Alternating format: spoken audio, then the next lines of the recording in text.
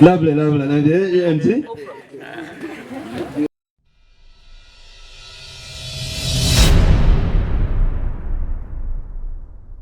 Yeah. Baby, we are married.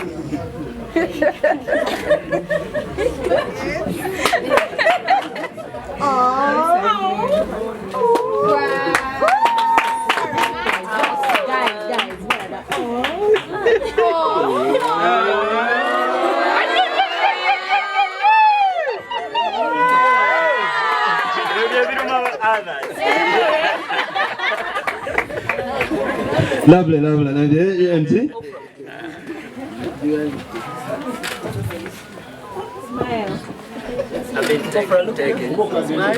Naye obugambo tetubuulidde, tubadde tusaba anko yaabo omukulu.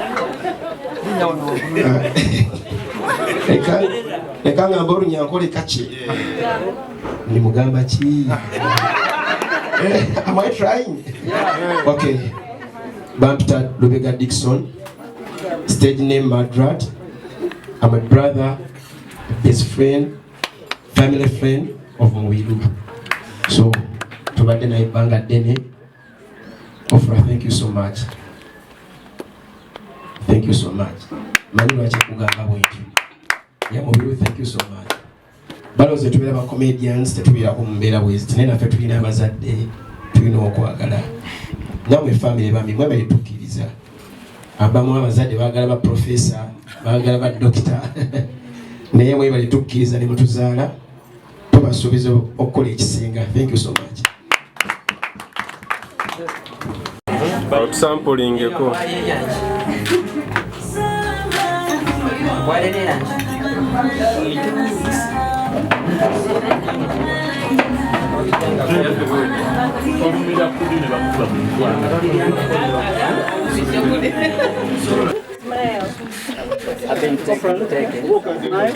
Naye bugambo tetubuulidde, tubadde tusaba anko yaabo omukulu.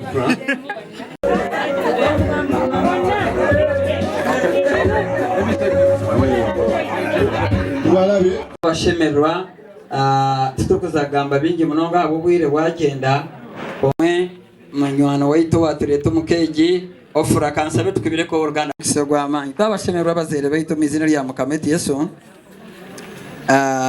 kandi ntisima no kwakira ebintu byetu kushemerwa kutwisha kona no kuma abantu bano batononye twinza no kuba omuzinda arongo mazo kwogera buli omuntu ayogera amanyage kale jangu bana eje kanyo wenjine mobuzare Mukyala mu nyumba yammwe era nebaza mutabani wange Frank Mubiru okutugatta ku bantu ab'embalala Kashali tuwulirayo obuwulizi naye kati ate we tutuuse tujja kutuukayo oyo mwana wange era mu baana bange yasambuddemu n'atuweesa omukisa okutuukako mu maka gano ag'ekawuku omuva abakulu omuli abakulu ab'embalala Kashali ne baali nabo amanya gange nze Charles Mbiru Saalongo ate era nsuubira abalongo tukyabafuna tetujja kubatya tujja bazukuza tujja baera konkani ngira ngo omugore we wakwateeka mbere mwamumanya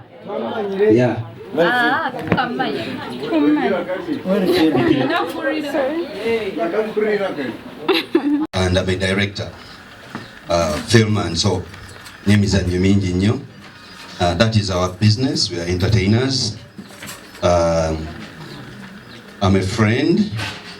I'm a mentor. I became a brother to Frank.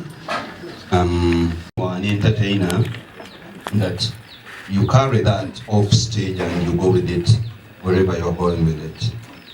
I'm here to clarify. Okay, to clarify and tell you it's the other way around. That we are. It is a business. Like you go out and you're a trader, you are a fisherman, you're a farmer, you are scrutiny because we are public figures. But at the end of the day, we are fathers, we are husbands, we are brothers, we are sisters, we are what you are. Sarongo Mugisha Joseph, I'm a director of Pearl Junior School, director of Pearl Resort Hotel in Imbarara. Mubiri is my friend. We've been together.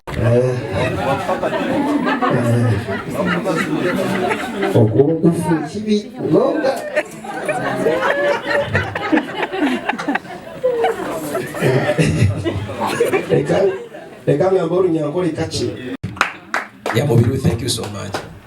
Baloze tubera comedians tetubera ku mbera bwezi nena fe tulina abazadde tulina okwagala namwe family bambi mwe balitukiriza.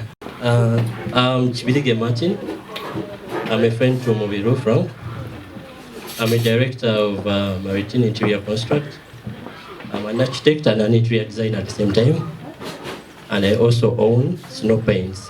If you've heard of that kind of paint, house paint, it's our paint. So please support us whenever you need paint.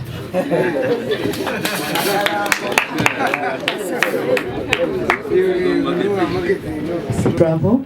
If you want to go anywhere, we're the right people to consult. And I'm also one of the directors of UDK. Thank you, and thank you for welcoming us.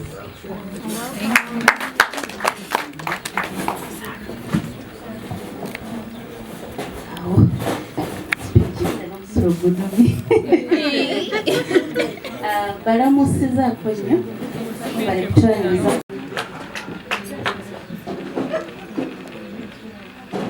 Balamusiza nnyo bannyabo ne bassebo. Mwebale kutwaniriza Maka gano.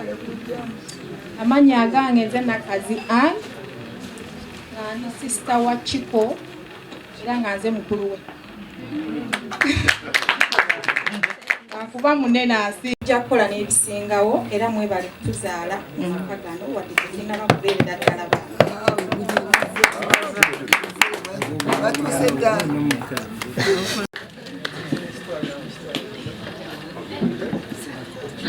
Balamusiza bassebo ne bannyabo.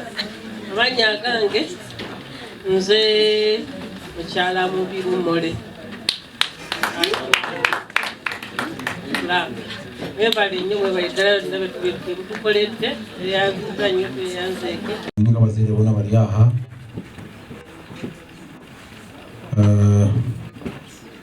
Oguna mukyala wange mukazi wange ali aha Naume Katonda ki abaza kuhubiraho abantu aba.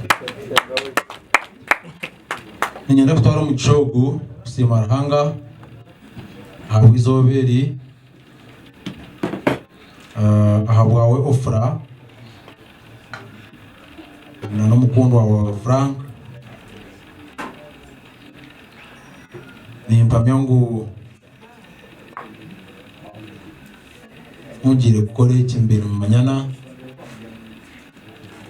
kandi mukundaine.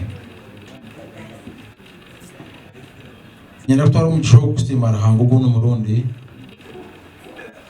Jane Hadoto umurongojangazi then hariho mukuru we onkataine maana rye kutunga accident onkarahanga ya muyo nsima Ruhanga bawo bayora yohubiraho. When there is more food and more drinks, so you can imagine I can look around, I don't see, I don't know where they've gone. Our children are here, there are very many here, and baramubo baruwana abana bawara I don't know where they are, but they are sending pictures everywhere. Should really end when it has to. Yes. Nshakari tuje tushemerwe turi aha twena tero mu ngaro tubaze Ruhanga aburugendo w'abana babiri. Nebyo bike. We wish you all the best. We wish you abatsigaza n'empangare n'abasimira Ruhanga imwe abari mu disco abari mu nsumu abari mwena siblings ba Ofra bana baitu mwena. If you call one of them, especially those who are trying to mix music here, they cannot know what I've just said. Now, because their minds are away. Thank you very much, and God bless you. Please. Kama kweli zo mkishagomani mureke twetureze tugarrera hanze.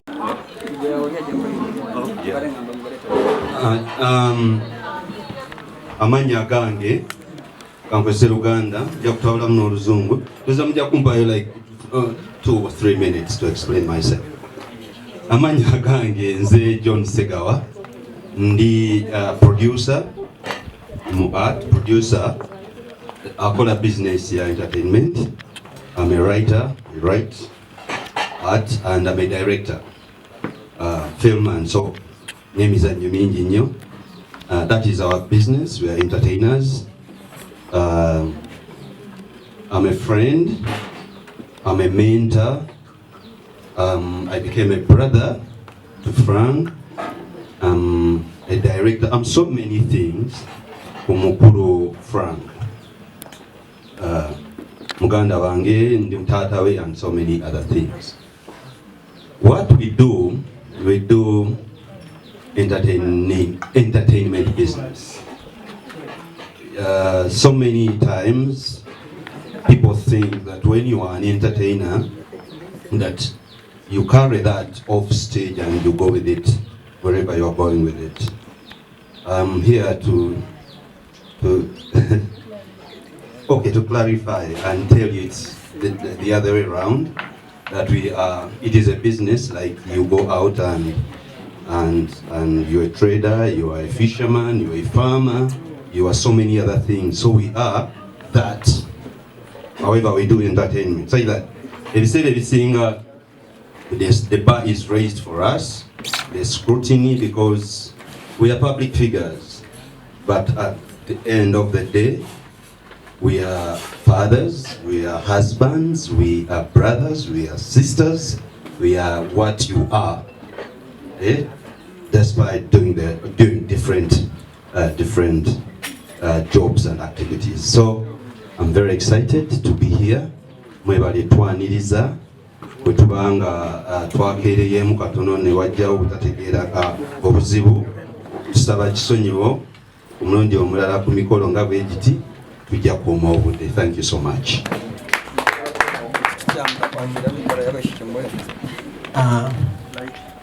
Mwebale kutwakira. Mazina gange Sarongo Mugisha Joseph.